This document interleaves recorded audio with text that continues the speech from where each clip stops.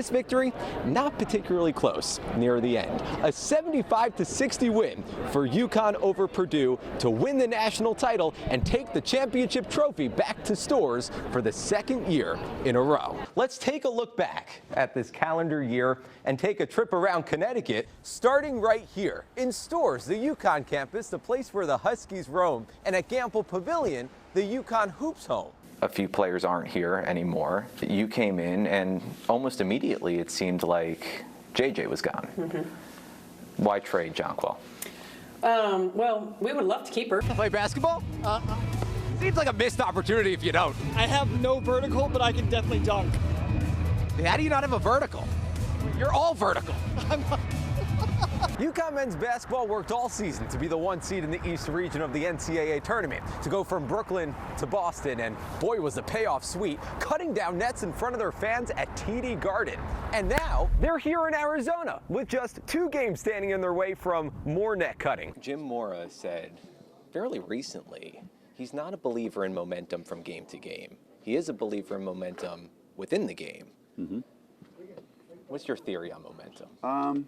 They've constructed a beautiful team, as we see, and it's just a credit to them. What makes this team beautiful, to use your word? I mean, it's just how well we play off each other. UConn! UConn! UConn! Yeah! That's how it's done.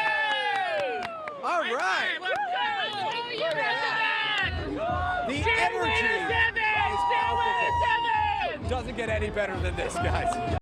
Hey guys, you can't tell the story of this Wolfpack season without talking about the coaching change that happened back in November when Chris Knobloch got the call up to the Edmonton Oilers and Steve Smith was named the interim head coach here in Hartford.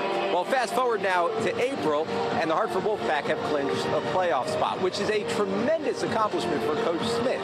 And I sat down with him to discuss his journey here in Hartford, as well as his personal journey in the sport of hockey. You guys are a little faster now to go around you. Typically when there's a coaching change, a coach gets fired. Was not the case here. Chris Knobloch gets the job in Edmonton, you get elevated to interim head coach here in Hartford. You don't really need to change the culture at all, right? Usually you're stepping into an environment that's somewhat toxic, that their coach is getting fired because things aren't going the right way. This was a really clean-spirited environment. There was a lot of really good relationships that had already been forged, and as a staff we were all part of. So it did make it to be a lot simpler transition than probably what most guys would have to endure. How would you describe the culture here? I think it's an honest culture. I think that it's a hard-working culture. People want to come here every single day. I think the players truly enjoy coming to this rink, and that's one of the things that we try to impress on them every day, that this is a destination, and when things aren't going well, this is the place that they want to come first. How does this office compare to the old office? This is all the stuff that was here. I just came in and moved my stuff in. I moved the pictures of my grandkids in, and I moved a couple of my personal items in, but otherwise everything's pretty much stayed the same. These are your grandkids? Yeah, one's about 6 months and one's 16 months. The 16-month-old is talking now. I think her first word was Papa, of course. My dad was Papa, I'm Papa, and I'm assuming it'll continue down the line. It's an inherited name. It's an inherited name, yes, exactly right, yeah. Your kids played hockey? Yes, one of my boys played, and my other boy never played. I shouldn't say never played. He played as a very young man, maybe up till about 8 or 9. What is that like for you as a father, watching your kids take on what you grew to love? It was a lot of fun. That was the time that I took a break from hockey. I retired because I had a really bad back and went to Calgary to coach in '98. And found a guy that knew how to train and taught me how to train. Before you know it, my back was fit and I was prepared to go again. And I retired at age 34, and then I retired again at age 38. When did the back issues start? Did that start years before you decided to hang it up, or that was more of an immediate thing? Even in junior hockey, I remember getting off the bus and I'd be crooked and bent over and in a bad place and having to really warm up to play games. And I was 17 or 18 years old then. Oh my goodness. And you're looking back, how long has this back problem been around? It's been with me forever. And you didn't think that was normal, right? It was normal for me. It was certainly normal for me. It wasn't normal for the other guys. That was your first team? That was my first team. You were 5 years old? I was 5 years old, exactly, yeah. And you're 60? I am, yeah. So 55 years you've been around the sport of hockey. I have been, yes. I feel very fortunate to have been able to stick it out this long. What have you learned in those 55 years? Well, I think that I've learned that there's nothing better for me. It is my life. It has been my life forever. I just played for the love of the game, and it's funny, but it's 55 years later, and I'm still doing it for the love of the game. It's got to be so rewarding when you get to tell a guy like Brennan or Matt that they're getting the call to the Rangers. Well, that's the fun part of it, right? You're excited for them to go up and spend some time with that team, and just to see the light in their eyes and how excited they are to get that opportunity is so rewarding as a coach. How bright is the light in your eyes, Coach, at 60 years old? Well, I can tell you that I love coming here every single day. I wake up with a newfound energy every day. I come to the rink, I'm excited, and I've been able to find that every day. I really, truly have been able to find joy in what I'm doing right now. Well, that's what sports is all about, right? Putting smiles on faces. Coach Smith has helped lead this Wolfpack team back to the postseason, but we're not in postseason play just yet. Still 3 more regular season games remaining, including tonight against the Penguins, who could be the first-round opponent for the Wolfpack, but the more likely opponent is the Charlotte Checkers. If the Penguins win tonight, it's definitely going to be the Charlotte Checkers in the first round of the playoffs. So that's what's at stake tonight here at the XL Center. Puck drops at 7 o'clock. Live inside the XL Center, Jonah Karp, Fox 61, Connecticut's news station. When we're doing this, am I looking? This is Dale. I'm Dale Nozzle. I'm 39 years old. And he's a UConn Huskies super fan.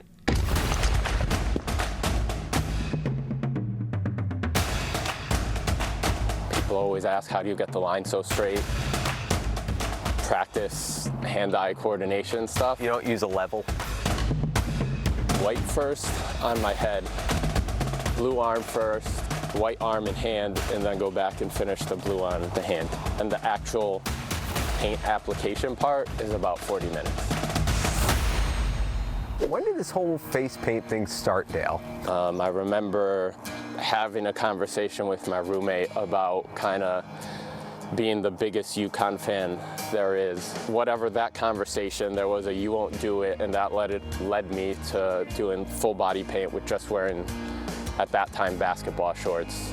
He went on to be the head coach of the Oklahoma City Thunder right now, Mark Dagnall, and I still paint my face and go to football games.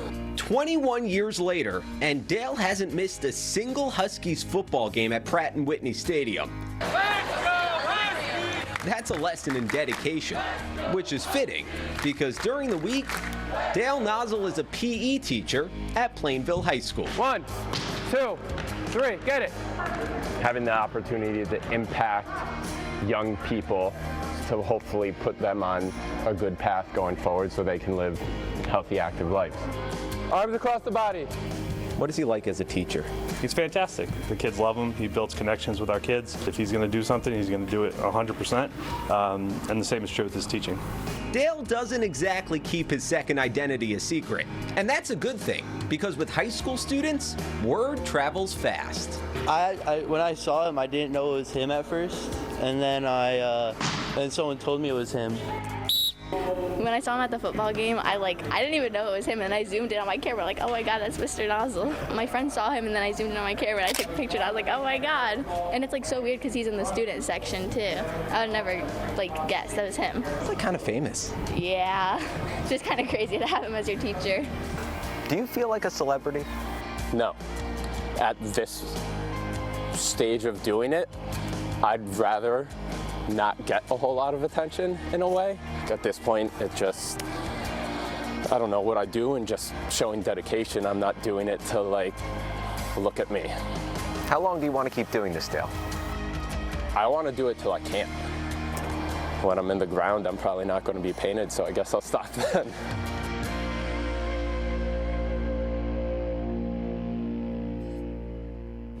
There he is, Dale Nozzle, UConn class of 2007, and a Wallingford resident for many years. He actually recently moved out of Wallingford because Dale got married this past August to his now wife, Bridget. You can see he grew his hair out for the wedding.